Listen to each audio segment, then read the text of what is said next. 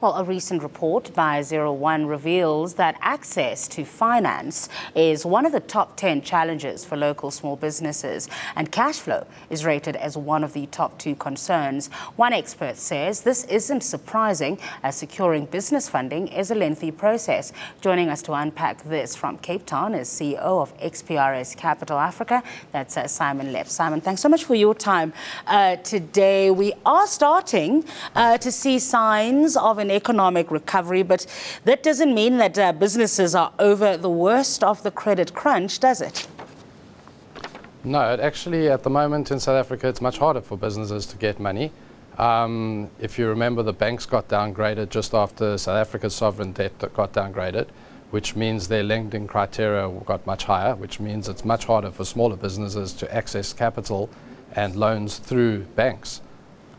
So in the time when, particularly as you say, when it had become much harder to get access to credit, were there some lessons for small businesses during the leaner times that they can carry into a time when things might potentially get better?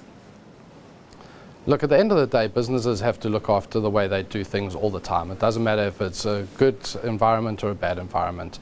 At all times, you need to make sure that you pay your debts on time, pay your accounts on time, make sure that anyone that you work with that works with credit bureaus and reports back to them, make sure that you keep within the timelines, make sure that you're conservative with the way you spend money. You can't go wild because the times are good and then expect to be okay when times are bad. But at the moment in South Africa, it's particularly hard. There's no real capital available, or there is a lot of capital available, but it's not going to the right people.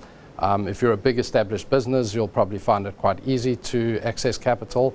But if you're a small business or you're just starting out, it's next to impossible. So what are the things that you would suggest small businesses do to make themselves more attractive to lenders? Look, at the end of the day, everything you do counts. You know, if you're a business and you haven't taken care of your website, if your website's out of date, doesn't look good, if you don't have a proper Facebook profile, all of that counts. If somebody's going to get involved with you, be it an equity partner who's going to put up money and buy a share in your business, or it's a bank that's going to lend you money, or another type of lender that's going to provide money for you, they're going to look at everything about your business. You've got to make sure that absolutely everything is good. So if you've got a store, having clean floors is one thing, but having your website, your social media presence up to date, handled the right way, make sure your financial affairs are looked after. Anyone who's going to want to get involved with you in money in any way is going to look at how you've conducted yourself, both your business and your personal affairs. So you've got to make sure that your credit score is kept right. You've got to make sure you pay your debts on time, keep your books up to date, make sure your management accounts are looked after and up to date, and you've got to take a holistic view of everything. That's interesting, because often when we talk about credit scores and credit health, we're talking usually about consumers, but it is quite important for businesses to have a healthy credit record as well. Yes, it is. And if somebody's going to lend money to for your business, they're going to look at both your business and yourself. They're going to want to make sure that you run your personal life and your personal finances very well, and that you do the same for your business. You'll tend to find that most people who look after both sides of things actually do it the right way. Besides traditional funders that we are all aware of, what are the other options for small businesses to raise capital? Look, at the end of the day, if you're just starting off, it's going to be extremely hard. You need to go for friends and family. If you don't have access to friends and family with money, there are things like CIFA.org, which is an IDC program.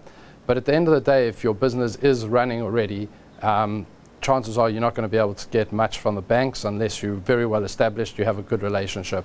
There are now a whole new breed of lenders out there that are providing money for small to medium-sized enterprises.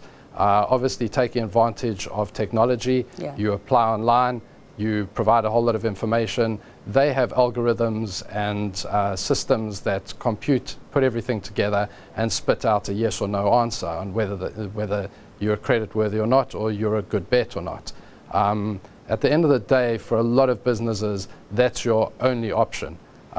If you're looking to get money in a few months' time and you're able to put up security, then the bank is a good option. But if you don't have security to put up and you need money quicker than a couple of months' time, then there are a whole new breed of lenders out there, and they're willing to provide funding to small to medium-sized businesses that are run well and where the owners know what they're doing and know how to look after their business.